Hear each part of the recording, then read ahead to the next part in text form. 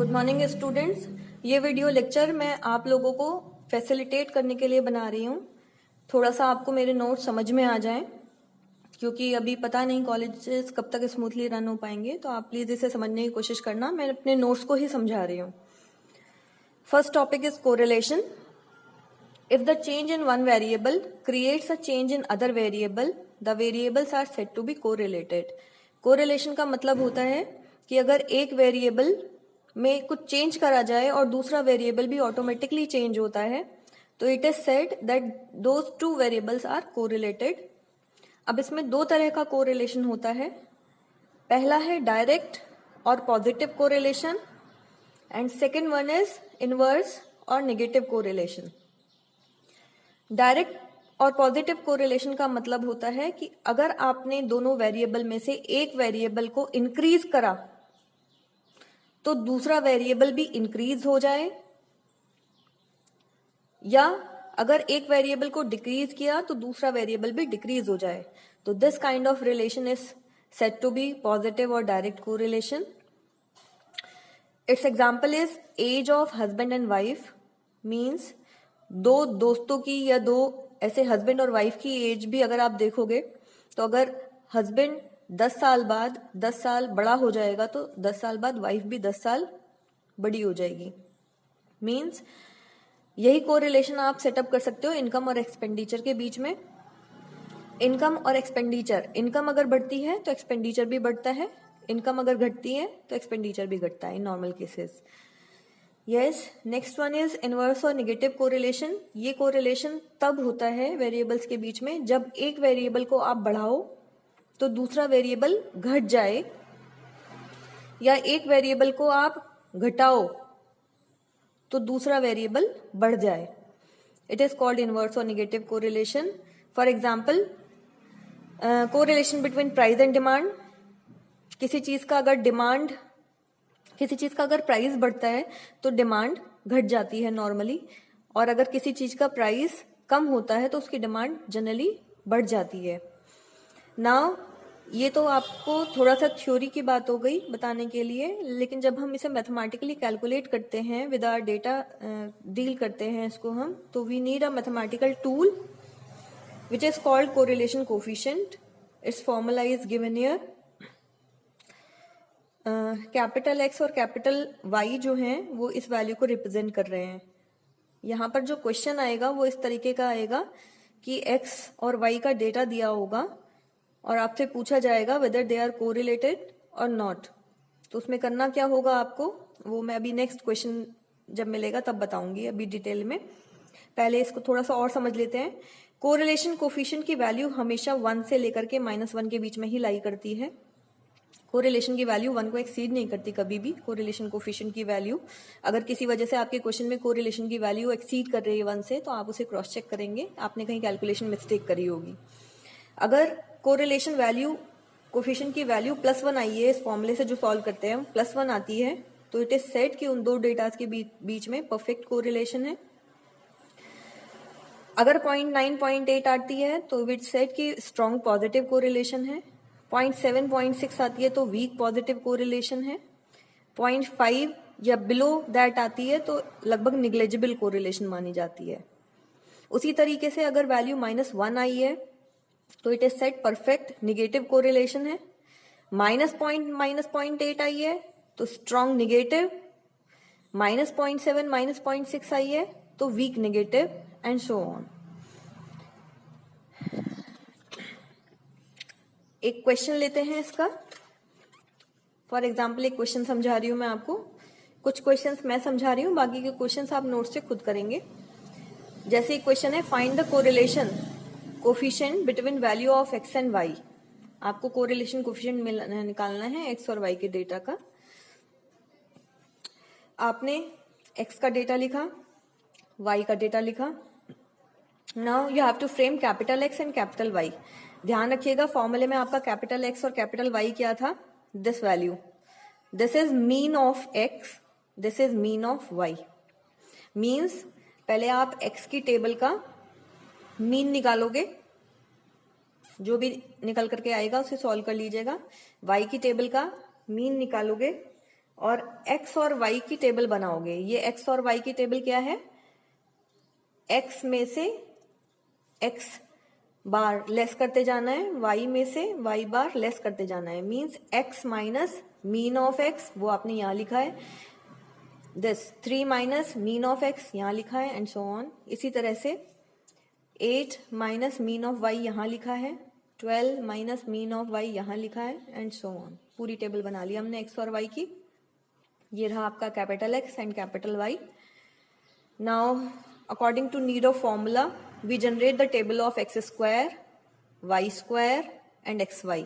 x square simple इस वाली table का स्क्वायर विथ साइन लिखोगे, y इस वाली टेबल का स्क्वायर विथ साइन लिखोगे, और एक्स वाई की टेबल जनरेट करने के लिए इन डेटाज को मल्टीप्लाई कर करके यहाँ पे लिखेंगे आप। ठीक है, नाउ फॉर्मूले में प्लेस करा हमने सारी वैल्यूज, सॉल्व करेंगे, और जो वैल्यू सॉल्व होकर के आई है इसे चेक करोगे। पॉजिटिव और नेगेटिव साइन ये बताएगा आपको कि ये whether the correlation is positive और नेगेटिव, डायरेक्ट और इनडायरेक्ट। ऑल्सो ये वैल्यू 0.9 0.8 आने का मतलब है, 0.98 आने का मतलब है इन दोनों डेटास के बीच में पॉजिटिव स्ट्रॉन्ग कोरिलेशन है। इस तरह से आपको करना है। नेक्स्ट ये क्वेश्चन मैं बाद में डिस्कस करूंगी, पहले आप कुछ जनरल क्वेश्चंस करेंगे पहले। Now let us discuss what is rank correlation. Rank correlation,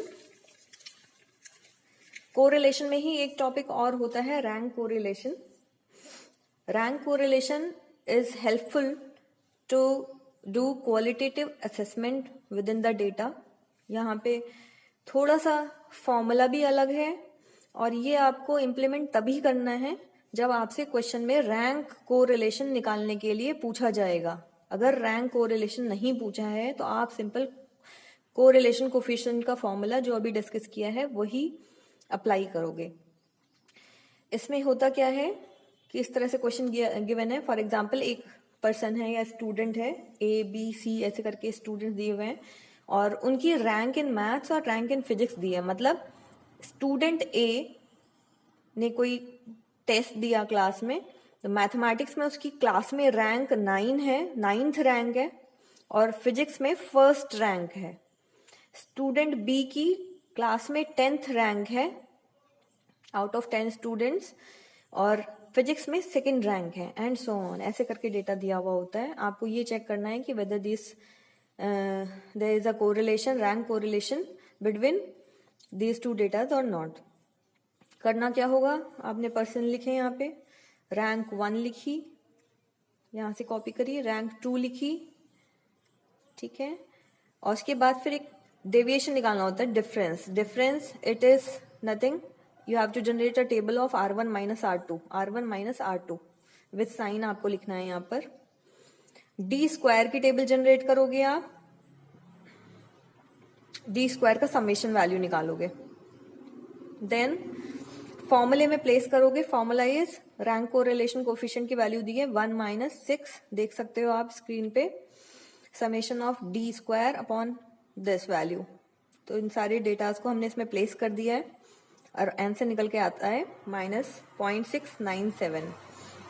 -0.697 is can said to be weak correlation, weak negative correlation है इन दो डेटाज के बीच में। इट मीन्स वीक कोरिलेशन का मतलब है कि दोनों डेटा कोरिलेटेड वीकली हैं, और निगेटिव है मतलब अगर किसी बच्चे के मैथ्स में बहुत अच्छे मार्क्स हैं तो उसके मार्क्स फिजिक्स में उतने अच्छे नहीं हैं। आप डेटा में देख भी सकते हो, वो ऑलमोस्ट दिख भी रहा है। तो उस तरह का कोरिलेशन निकल करके आया इन दो डेटास के बीच में, ऑपोजिट कोरिलेशन है। एक क्वेश्चन और डिस्कस कर लेते हैं हम इसमें रैंक कोरिलेशन का, जहां पे 3 डेटास के बीच में आपको क्वेश्चन सॉल्व करना होता है। जैसे ये क्वेश्चन है, 10 competitors in a beauty contest were ranked by 3 जजेस इन फॉलोइंग ऑर्डर। मतलब एक ब्यूटी कॉन्टेस्ट हुआ, उसमें किसी कंटेस्टेंट को जज कर रहे हैं 3 जजेस।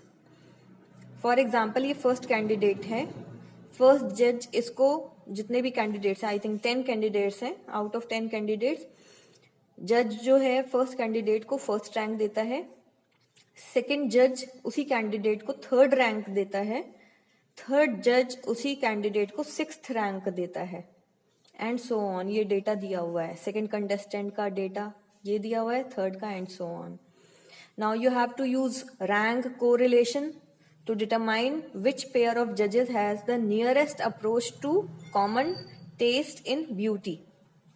Okay, तो ये तीनों रैंक लिख दी हमने यहाँ पे। अब यहाँ पे जो हम डिफरेंस निकालते थे, डिफरेंस की 3 टेबल बनानी पड़ेंगी आपको, क्योंकि 3 डेटाज हो गए यहाँ पे। पहले डिफरेंस इन 2 डेटाज के बीच में निकालोगे D12, फिर डिफरेंस इन 2 डेटाज के बीच में निकालोगे D13, फिर डिफरेंस इन 2 डेटास के बीच में निकालोगे। तो इस तरह से ये 3 टेबल आपको बनानी है। 3 टेबल बना करके तीनों की स्क्वायर टेबल जनरेट करनी है आपको, और तीनों के लिए सेपरेटली फॉर्मूले लगाने हैं। एक बार आप जब नोट्स पढ़ेंगे आप उनमें ध्यान से देखिएगा। अगर कोई प्रॉब्लम आती है तो we can discuss it further. Rank K12 की वैल्यू आई है -0.212, RK13 की वैल्यू आई है 0.636, और R23 की वैल्यू आई है -0.297। Means correlation between first and second जज is negative, that is their opinion regarding beauty. देखिए फर्स्ट जज का ओपिनियन ये है, सेकेंड जज का ओपिनियन ये है, तो इनके बीच में जो रिलेशन है ऑपोजिट है, ठीक है। सिमिलरली सेकेंड एंड थर्ड जज का ओपिनियन भी डिफरेंट है, लेकिन जो फर्स्ट और थर्ड जज का ओपिनियन है वो ऑलमोस्ट सिमिलर है। मींस जो फर्स्ट और थर्ड जज का ओपिनियन है वो सिमिलर है, तो ये आप इसमें असेसमेंट कर सकते हो। ये आपको लिख करके आना होता है। Thank you.